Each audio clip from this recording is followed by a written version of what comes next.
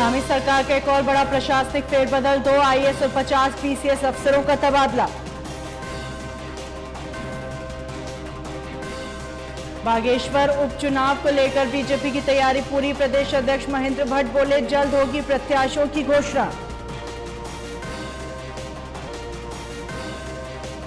अल्मोड़ा पहुंचे आयुक्त कुमाऊं मंडल दीपक रावत, राजकीय मेडिकल कॉलेज का किया निरीक्षण, निर्माणाधीन कार्यों का लिया जायजा।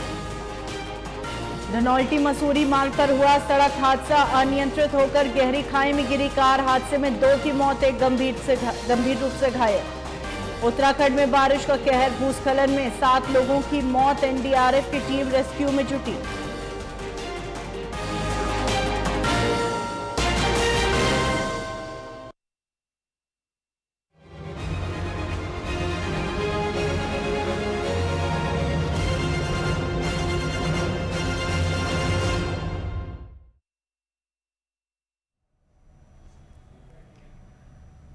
नमस्कार, स्वागत है आपका। आप देख रहे हैं उत्तराखंड लाइव, मैं हूं आपके साथ हिना। धामी सरकार ने देर रात एक और बड़े प्रशासनिक फेरबदल को अंजाम दिया। 2 आईएएस अफसर व 50 पीसीएस अफसरों का तबादला कर दिया गया। शासन में अपर सचिव शहरी विकास पद का तैनात नवनीत पांडे को चंपावत के जिलाधिकारी बना दिया गया। वहीं शासन ने कई जिलों के डिप्टी कलेक्टर भी इधर से उधर किए हैं। सचिव कार्मिक शैलेश बगौली ने इस संबंध में देर रात को आदेश जारी कर दिए। जारी आदेशों के मुताबिक एडीएम हरिद्वार वीर सिंह बुदियाल को एडीएम रुद्रप्रयाग की जिम्मेदारी संभाल रहे दीपेंद्र सिंह नेगी को एडीएम हरिद्वार बनाया गया। वहीं एडीएम नैनीताल अशोक कुमार जोशी को एडीएम उधम सिंह नगर राजस्व परिषद देहरादून में संबंध किए गए। शिव कुमार बर्नवाल को एडीएम पिथौरागढ़ और एडीएम पिथौरागढ़ फिंचाराम को एडीएम नैनीताल के पद पर स्थानांतरित किया गया।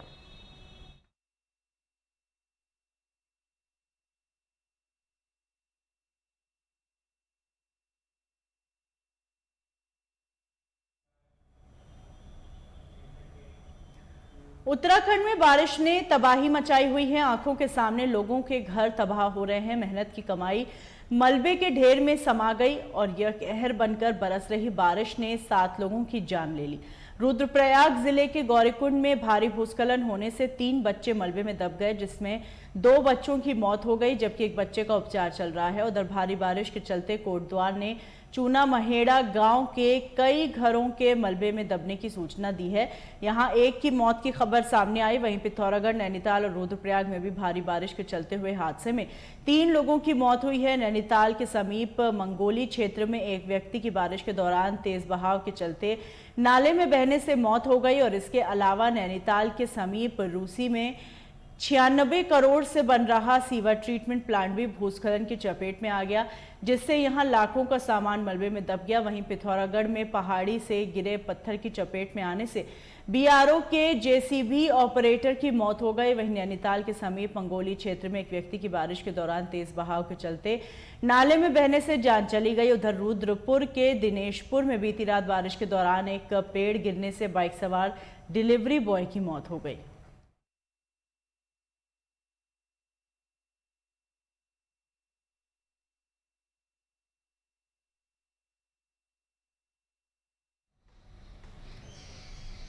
खबर उत्तरकाशी से, जहां वरुणावत भूस्खलन के बाद बनी टनल रखरखाव के अभाव में बुरे हालात में है। टनल के अंदर जगह जगह बरसात का पानी का रिसाव हो रहा है। पैदल चलने वाले फुटपाथ की जगह चादरें उखड़ चुकी हैं, जिसके कारण स्थानीय लोगों को गाड़ियों के बीच में ही चलना पड़ता है। बता दें, इस टनल में हमेशा हजारों स्कूली छात्र छात्राएं, स्थानीय लोग गुजरते हैं। वहीं टनल के अंदर कई जगहों पर बिजली की तारें भी पड़ी हुई हैं और बारिश के समय में करंट फैलने का भी डर बना हुआ है। हम तो सरकार से यही निवेदन करेंगे कि वहाँ से जो रास्ता है वो ऐसा नहीं है कि एक ज्ञान वालों का है कि कहीं मेरा मेन रास्ता है वो पूरे जो है गंगोत्री विधानसभा का पूरा रास्ता वही है मेन रास्ता। और उस टनल की ऐसी जर्जर हालत हो रखी है कि उसमें जो पैदल फुटपाथ है उसमें जाने लायक नहीं है बिल्कुल भी। और वहाँ अंधेरा 24 घंटे वहाँ अंधेरा रहता है और महिलाओं को जो है, ज्यादातर महिलाओं को जो है बहुत ही परेशानी होती है वहाँ इधर उधर जाने में, पैदल आने में, क्योंकि महिलाओं के पास इतना वाहन भी बहुत कम रहते हैं, और महिलाएं बहुत कम ऐसे लोग हैं जो जैसे मंदिर जाने में, कोई इधर उधर ज्ञान सुझाने वाले, कोई बाहर खाने वाले हैं, जो मतलब उन महिलाओं को इतनी दिक्कत होती है कि पूछा नहीं जाए कि क्या क्या स्थिति है वहाँ उस टनल की। उस टनल में जो है अगर शीघ्र वहाँ काम ना होता है तो हम लोग जो है बहुत बड़ा आंदोलन करेंगे इसी शब्दों के साथ। जय हिंद, जय भारत, जय। देखिए, तामाखानी टनल जो है वैसे देखा जाए तो उत्तरकाशी के लिए वरदान है वो, क्योंकि तामाखानी में जिस तरह से लोग कई बार घटनाएं घटी है, कई नौजवान जो है वहाँ पे मौत के काल में समा गए थे, उस तरह से देखा जाए तो तामाखानी टनल एक उत्तरकाशी के लिए वरदान है। लेकिन ये सुरंग जिस तरह बनी थी, वर्णावत के कार्यकाल में सुरंग बनी थी, और इस सुरंग में जितना बजट दिया गया था उस हिसाब से वो सुरंग बनी थी। लेकिन उसके बाद अब जो सिंचाई विभाग या अन्य विभागों द्वारा जो उसका मेंटेनेंस का कार्य किया जा रहा है, उसकी गुणवत्ता इतनी निहायती घटिया है कि लाखों रुपया खर्च करने के बाद वो टनल आज चलने लायक नहीं है। हमें याद है जब वो टनल बनी थी तो उसका जो मडमैट पड़ा था नीचे, जिसे मडमैट कंक्रीट कहते हैं, जो एक बेस कंक्रीट होता है, वो ज्यादा मजबूत था, बजाय जो इन्होंने लाखों रुपए खर्च करके जो है इस पे कंक्रीट डाला वो उखड़ने लग गया है। जो उसके साइड में जो फुटपाथ बने हुए हैं उनमें कभी सफाई नहीं होती, उनके लोगों को चलने लायक नहीं है वो। तो सारे लोग जो बच्चे, स्कूल के बच्चे, तमाम ज्ञान सुबह जोशाला के जो लोग वहां से आते जाते हैं, वो जान हथेली में लेके जा रहे हैं कि जिस तरह से उस सुरंग की हालत है। जगह जगह पानी भरा हुआ है, और उस पानी में कभी भी कोई गाड़ी फिसल गई, कुछ हो गया तो कभी भी कोई बड़ी दुर्घटना हो सकती है। तो मेरा कहना यह है कि जितना आप रुपया खर्च करते हैं, लेकिन कुछ तो बढ़िया काम करें वो उसमें। इस तरह से ये घोटाले या ये लीपापोती नहीं होनी चाहिए। अभी 12 लाख का काम से पहले हुआ था, सिंचाई विभाग द्वारा कराया गया था, और अभी 27 लाख रुपए में जो काम हुआ है उसको सब लोग देख रहे हैं। उसकी अगर आप क्वालिटी देखेंगे, गुणवत्ता देखेंगे, तो मैं समझता हूँ, मैं खुद भी एक इंजीनियर हूँ, मेरे हिसाब से वो निहायती घटिया काम हुआ है, और 27 लाख में बहुत अच्छा काम वहाँ पे किया जा सकता था। धन्यवाद।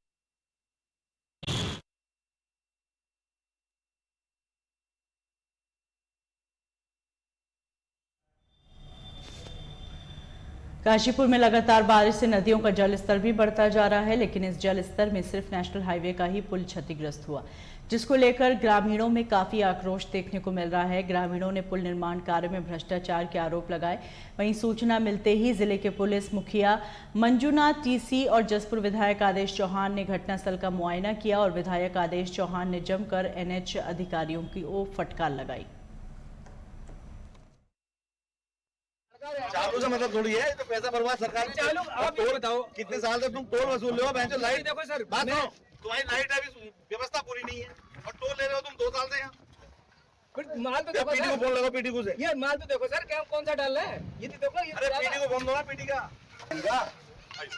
ये रहेगा इधर की। आप सबको हल्के में ले रहे हो। मतलब इसमें आपको तो सर जमीन चाहिए नहीं है, यहाँ की कैसे खड़े हैं? हाईवे की जमीनें चाहिए नहीं है। समझ में नहीं आ रही बात।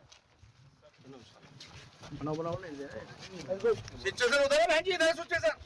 जहाँ गिरा पड़ा सालों ये खा के पेट कर लिया बड़ा तुमने कमीशन यहाँ। आप ये बताओ, अगर इसके अंदर गिर जाता है तो क्या देते हैं आप? यार हाईवे पे ट्रक ड्राइवर भूखे खड़े हैं, पीटी का वो क्या करेंगे? पीटी का पीटी कितने दिन में आए हुए?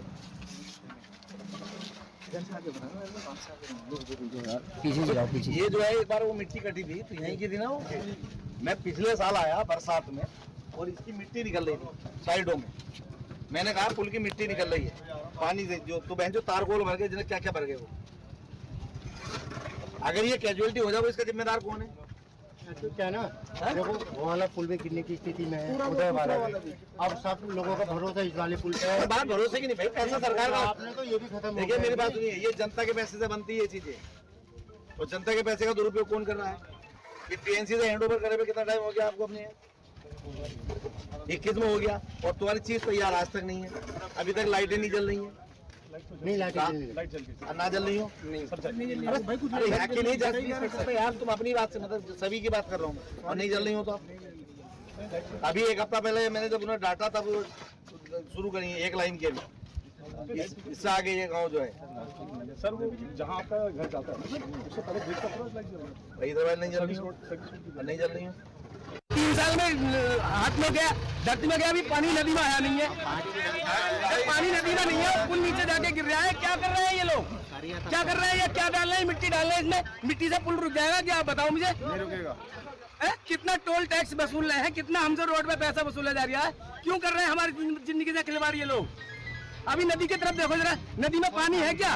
100 साल पुराना और वो 100 साल का पुल खड़ा है हमारा अभी, उसमें कितने ट्रैफिक चला लो, घुमाओ इसकी मिट्टी नहीं पड़नी चाहिए इसमें बिल्कुल भी।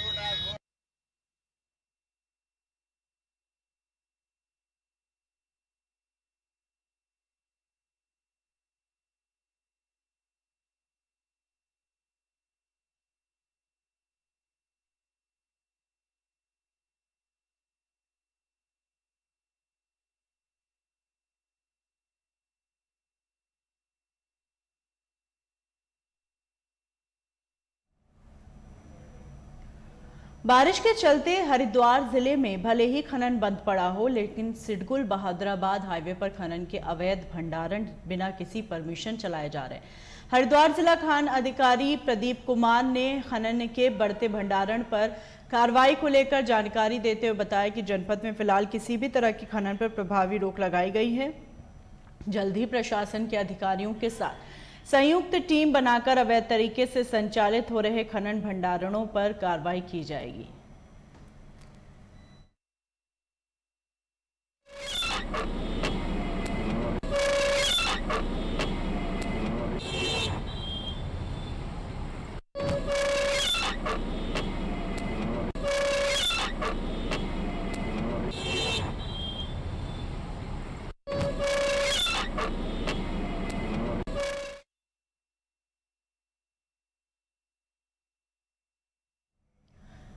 भीम आर्मी के हरिद्वार जिला अध्यक्ष दीपक रविदासिया के नेतृत्व में कार्यकर्ताओं ने डीएम कार्यालय पहुंचकर राष्ट्रपति के नाम एक ज्ञापन अपर जिलाधिकारी को सौंपा, जिसमें उन्होंने कहा आदिवासी और बहुजन समाज पार्टी के लोगों के साथ हिंसा हो रही है, उनको अधिकारियों से वंचित रखा जा रहा है और दबंगों द्वारा महिलाओं को निर्वस्त्र घुमाया गया। यह संविधान की आत्मा को ठेस पहुंचाने जैसा है। संविधान इसकी इजाजत नहीं देती, लेकिन उसके बावजूद भी बार बार हिंसा हो रही है। संगठन के जिलाध्यक्ष ने कहा अगर उनकी मांगें पूरी नहीं की जाएंगी तो संगठन के नेतृत्व में बड़े कदम उठाए जाएंगे। वाकिफ हैं और उसी के संबंध में आज भीम आर्मी का एक जुलूस हमारे कलेक्ट्रेट में आया। उन्होंने एक महामहिम राष्ट्रपति को एक ज्ञापन दिया है। हम उत्तराखंड शासन के माध्यम से जो शिकायतें हैं, जो मांग है, उसका ये ज्ञापन हम महामहिम राष्ट्रपति को उत्तराखंड शासन के माध्यम से भिजवा देंगे। क्या मांगे रखी है? कि मणिपुर की जो घटना और इसी प्रकार की देश की अन्य जगहों जो घटना घटित हो रही हैं, इस प्रकार की घटना की इनके द्वारा निंदा की गई है और इन घटनाओं की पुनरावृत्ति को रोकने के लिए जो है मांग की गई। उनकी जो मांग है उसका मुख्य उद्देश्य है कि मणिपुर में जिस प्रकार से पिछले 1 महीने से ज़्यादा हो गया है, हिंसा हो रही है, रुकने का नाम नहीं ले रही है, जिसमें स्पष्ट दर्शाया जाता भी है और दिखाई भी दे रहा है कि पूरी तरह से मणिपुर की सरकार और केंद्र सरकार विफल हुई है वहाँ दंगों को रोकने में। और दंगा केवल मुख्य कारण यह है कि वहाँ जो लोग आदिवासी लोग रहते हैं, क्योंकि मणिपुर में कुल 28 जिले हैं और 2 जातियाँ वहाँ रहती हैं, कुकी और मैतेई। कुकी और मैतेई जाति रहती है और वहाँ लोग जो है आरक्षण की मांग जो आदिवासी लोग कर रहे हैं, उसको लेकर के दोनों पक्षों के बीच जो झड़प हुई और झड़प में कुछ सत्ता के संरक्षण में जो लोग वहाँ इस तरह की महिलाओं को निवस्त्र घुमाया जा रहा है, इस तरह के कुकृत्य और बर्बरता कर रहे हैं, ऐसे लोगों को चिन्हित करके सरकार द्वारा अभी तक किसी प्रकार की कोई कार्रवाई करती नहीं दिखाई दी है। ज्ञापन अगर मांगे पूरी नहीं होती है तो राष्ट्रीय नेतृत्व के सलाहकार मंडल से जो भी हमें आदेश निर्गत किया जाएगा, उसी को दृष्टिकोणों में हम ध्यान रखते हुए आगे की जो प्रक्रिया होगी उसको पूरा करने का काम करें।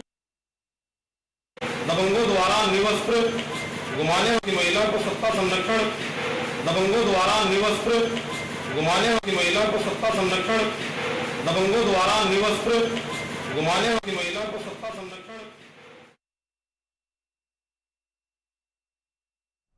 हरिद्वार नगर कोतवाली पुलिस को बड़ी सफलता हाथ लगी। 5 अगस्त को हुआ हत्या मामले में 2 आरोपियों को गिरफ्तार कर लिया गया, जबकि 2 अभी भी फरार हैं, जिनकी तलाश जारी है। एसएसपी अजय सिंह का कहना है हरिद्वार कोतवाली में पूनम द्वारा अपनी बेटी की हत्या को लेकर 4 लोगों के खिलाफ मुकदमा दर्ज कराया गया था।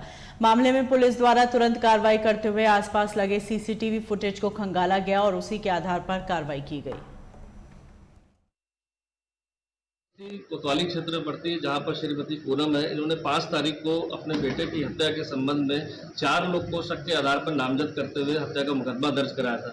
चूंकि कुछ दिन पूर्व एक डेड बॉडी रेलवे ट्रैक पर मिली थी, जिसके सर पर कोई चोट का निशान था, और पोस्टमार्टम उपरांत जब उसमें हार्ड ब्लंट ऑब्जेक्ट से उसकी चोट पहुंचने की मृत्यु का कारण पता चला, तो इसके आधार पर हत्या का मामला इसके प्रकाश में आया। और इसके बाद शक के आधार पर उनके 4 दोस्तों का, जो आकाश उनका पुत्र था जिसका नाम मोगली भी था, उसकी हत्या की नामजद रिपोर्ट दर्ज कराई थी। चूंकि हत्या का मामला होने के बाद लगातार टीम ने जो आसपास रेलवे ट्रैक से जाने आने वाले रास्ते हैं उनकी सीसीटीवी फुटेज को कब्जे में लिया था। साथ ही साथ लोकल स्तर पर जानकारी करी तो 4 जो नेम थे उनकी कहीं संलिप्तता प्रकाश में नहीं आई, अन्यथा उसकी जगह मुकेश चंदारिया नाम का जो लोकल ब्रह्मपुरी का लड़का है उसकी संलिप्तता की बात प्रकाश में आई। और जब उससे सख्ती से पूछताछ की गई तो उसने बताया कि उसके 5,000 रुपये एक झोपड़ी है जहाँ पर एक लेडी रहती है भगवती नाम की, जो शराब का काम भी करती है, तो वहाँ पर शराब पीने के बाद उसके 5,000 रुपये गायब हो गए थे। और उसको ये बताया गया कि उसके 5,000 रुपये मुकेश द्वारा निकाले गए, जो जिसका नाम मोगली भी था। तो उनकी मारपीट हुई और मारपीट में उसको चोट पहुंची, जिससे उसकी मृत्यु हो गई थी। डेड बॉडी को ठिकाने लगाने के लिए दोनों महिला और मुकेश था, इन्होंने इस डेड बॉडी को रेलवे ट्रैक पर डाल दिया कि ये समझकर कि अन्यत्र कारणों से इसकी चोट लगने से पुलिस गुमराह हो जाएगी। तो इसमें जो नामजद थे इनका नाम हटा दिया गया, 2 लोग की गिरफ्तारी कर ली गई, को न्यायालय में पेश किया जा रहा है।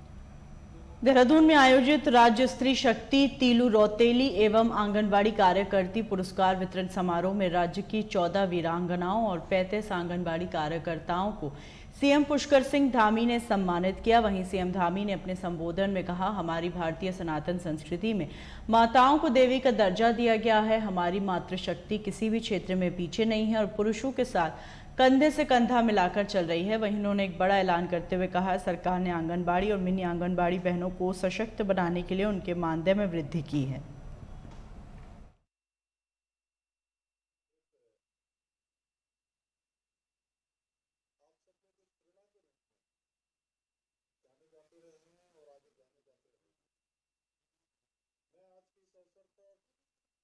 महान वीरांगना तीलू रौतेली जी को भी नमन करता हूं, जिन्होंने 15 साल की आयु में युद्ध भूमि में अपने रण कौशल से, अपने पराक्रम से अपने विरोधियों को परास्त किया। और स्वयं आप सोचिए कि 15 साल की आयु क्या होती है। बहुत कम आयु, ऐसी आयु जिस आयु में बच्चा कोई खेलना कूदना पढ़ना सीखता है। इस उम्र में इस प्रकार का अदम्य साहस, वीरता और पराक्रम, ये अपने आप में बिरले ही ऐसा देखने को मिलता है। यदि मैं अपूर्व शौर्य और संकल्प और साहस की धनी जो वीरांगना, जिनके नाम से आज ये पुरस्कार और आज जिस दिन हम लोग उनको इस दिन का स्मरण करते हैं, उनको अगर मैं उत्तराखंड की झांसी की रानी कहकर याद करूं तो इसमें कोई अतिशयोक्ति नहीं होगी। उन्होंने मात्र 15 से 22 वर्ष की आयु में 7 युद्ध लड़े और अपनी वीरता और रणकौशल द्वारा अपने विरोधियों को दांतों तले अंगुली चबाने के लिए मजबूर कर दिया। ऐसी थी तीलू रौतेली। भाइयों बहनों, आपको ये जानकर अत्यंत हर्ष होगा कि हमने इस वर्ष से, जैसा अभी माननीय मंत्री जी ने आप सबके सामने कहा, कि इस वर्ष का जो पुरस्कार है और तीलू रौतेली पुरस्कार और आंगनबाड़ी कार्यकर्ती पुरस्कार, इसकी धनराशि बढ़ाने का भी निर्णय लिया है। और ये हमने पहले ही कहा था, क्योंकि हम लोगों ने ये तय किया है कि जो भी घोषणा करेंगे उस घोषणा का शासनादेश निकलेगा, वो घोषणा धरातल पर उतरेगी और वो घोषणा पूरी होगी। उसी क्रम में तीली रतौली पुरस्कार की धनराशि जहां पहले 31,000 रुपये दी जाती थी, अब यह धनराशि बढ़कर 51,000 रुपये कर दी गई है। इसके साथ ही आंगनबाड़ी कार्यकर्ती पुरस्कार की धनराशि भी 21,000 रुपये से बढ़ाकर इसको भी 51,000 रुपये कर दिया गया है। आज इस कार्यक्रम में बड़ी संख्या में मेरी आंगनबाड़ी बहनें मौजूद हैं और मैं जो आप सबके द्वारा हमारे नौनिहालों के लिए, हमारे कर्णधारों के लिए, हमारे बच्चों के लिए जो कार्य किए जा रहे हैं, उनके प्रयासों की मैं आप सबकी बहुत सराहना करता हूं। आप सबको मैं बहुत बधाई देता हूं कि आप सबके द्वारा लगातार एक से एक अच्छे काम किए जा रहे हैं। और आज प्रतीक में हमारी बहन रेखा भी आपके साथ आप सबका मनोबल बढ़ाने के लिए और आप सबकी उपस्थिति का स्मरण कराने के लिए आप ही सबकी तरह आज यहाँ पर आई हैं। तो निश्चित रूप से यह भी हमारे लिए एक बड़ा आज का दिन है। बहनों, आंगनबाड़ी केंद्रों की स्थिति मजबूत करने के लिए हमारी सरकार लगातार काम कर रही है, लगातार निरंतरता से प्रतिबद्ध होकर कार्य कर रही है। क्योंकि बच्चों के अगर हम शुरुआती दिनों की बात करें तो शुरुआती चरण के विकास में आंगनबाड़ी जो केंद्र हैं, उन आंगनबाड़ी केंद्रों की बहुत महत्वपूर्ण भूमिका होती है। माता पिता के बाद अगर बच्चों को दूसरा कोई संस्कार देने का काम, शिक्षा देने का काम अगर उसकी कहीं शुरुआत होती है तो वो कोई दूसरी जगह नहीं है, वो जगह है जहां आप सब अपना योगदान देती हैं, वहीं हमारे सब आंगनबाड़ी केंद्र। और मैं पहले ही बताया था, मेरे दोनों ही बच्चों ने अपनी शुरुआती जो शिक्षा है वो आंगनबाड़ी केंद्रों में ही उन्होंने उसकी शुरुआत की थी। और बड़ा अच्छा लगता था कि 4 बच्चे, 5 बच्चे या 6 बच्चे होते थे। उन 6 बच्चों में कोई सोच कर देता था, कोई कुछ कर देता था, लेकिन वो जो बहनें होती थी, सहायिका बहनें, और वो जिस प्रकार से उन बच्चों का लालन पालन, एकदम 50,000 तक की परिसंपत्ति भी इसमें दी जा रही है। सरकार द्वारा कार्यकर्तियों एवं सहायकों की अधिवस्था एवं पारितोषिक हेतु आंगनबाड़ी कल्याण कोष एवं बच्चों के सर्वांगीण विकास हेतु बाल कल्याण कोष निधि की स्थापना की गई है। इन पुरस्कारों के लिए हमने प्रदेश भर से सभी क्षेत्रों में काम करने वाली महिलाओं के नामांकन मिले हैं। किसी क्षेत्र को भी इसमें नहीं छोड़ा गया है। मैं आज के अवसर पर आप सभी लोगों को बहुत शुभकामनाएं देते हुए कि आप सब लोग उत्तराखंड को, जो हमने सशक्त उत्तराखंड बनाने का संकल्प लिया है, उत्तराखंड को हिंदुस्तान का श्रेष्ठ उत्तराखंड बनाने का संकल्प लिया है, देश के अग्रणी राज्यों में हमारा राज्य उत्तराखंड बने, उसके लिए आप सबका आशीर्वाद चाहिए, आप सबका समर्थन चाहिए। और चूंकि आप ऐसे क्षेत्र में काम करती हैं जहां से देश के नौनिहाल पैदा होते हैं, जहां से हमारे देश के कर्णधार निकलते हैं, और वो विभिन्न क्षेत्रों में जाकर वो निश्चित रूप से कल को विभिन्न क्षेत्रों का नेतृत्व करने वाले हैं। और जो संस्कार, जो शिक्षा आप उनको देने का काम करेंगी, वो शिक्षा उनके संपूर्ण जीवन भर काम आने वाली है। क्योंकि मैं ये जानता हूं कि प्रारंभिक जो शिक्षा होती है, बचपन में जिस प्रकार से बच्चे के अंदर जो संस्कार डाल दिए जाते हैं, जो शिक्षा डाल दी जाती है, वो शिक्षा उसके संपूर्ण जीवन भर उसके आविष्कार में, उसके आगे बढ़ने में बहुत बड़ा काम करती है। मुझे पूरा विश्वास है कि यह कार्यक्रम हमारी सरकार के सशक्त, मातृशक्ति सशक्त राज्य के संकल्प को पूरा करने में सहायक सिद्ध होगा। मैं यहाँ पर आप सब लोगों का, जिस प्रकार से आप सब बहनों का उत्साह है, माताओं का उत्साह है, मुझे पूरा विश्वास है कि जिस प्रकार आपने समय समय पर अपनी क्षमताओं से प्रदेश का गौरव और सम्मान बढ़ाने का कार्य किया है, उसी प्रकार हमारा जो ये विकल्प रहित संकल्प है, उस विकल्प रहित संकल्प सर्वश्रेष्ठ उत्तराखंड का निर्माण, उसमें भी आप सबका योगदान निश्चित रूप से सुनिश्चित होगा। अंत में मैं आप सभी को एक बार पुनः बहुत शुभकामनाएं देते हुए, और ये पुरस्कार आपके लिए निश्चित रूप से जो आज पुरस्कार है, ये जो आपका प्रोत्साहन है, ये समाज को एक दिशा देने का काम करेगा और समाज में अन्य भी जो हमारे इन क्षेत्रों में काम करते हैं, अन्य क्षेत्रों में काम करते हैं, आप सबसे प्रेरित होकर वह भी अपना सर्वोत्तम और सर्वोत्कृष्ट देने का कार्य करेंगे और आप सब आज यहाँ से एक नई ऊर्जा और नया उत्साह लेकर जाएंगे और अपने अपने कार्य क्षेत्रों में और दुगनी ऊर्जा से अपनी सेवा देने का काम करेंगे। इन्हीं शुभकामनाओं के साथ मैं अपनी वाणी को विराम देता हूँ। बहुत बहुत धन्यवाद।